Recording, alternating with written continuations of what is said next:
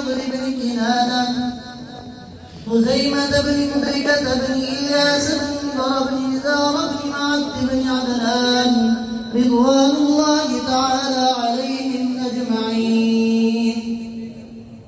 باب قول الله تعالى عز وجل ونضع الموازين القسط ليوم القيامة وأن أعمال بني آدم وقولهم توزن.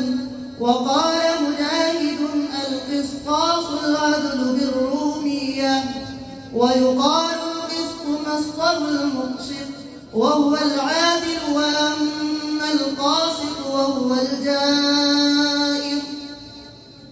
حدثنا أحمد بن أشكاب قال حدثنا محمد بن فضيل عن عمارة بن القعقاع عن أبي زرعة عن أبي هريرة رضي الله تعالى عنه قال قال النبي صلى الله تعالى عليه وسلم كلمتان حبيبتان إلى الرحمن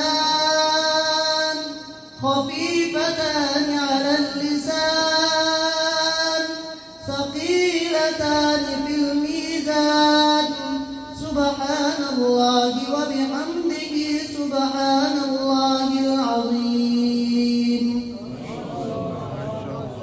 نحمده ونصلي ونسلم على رسوله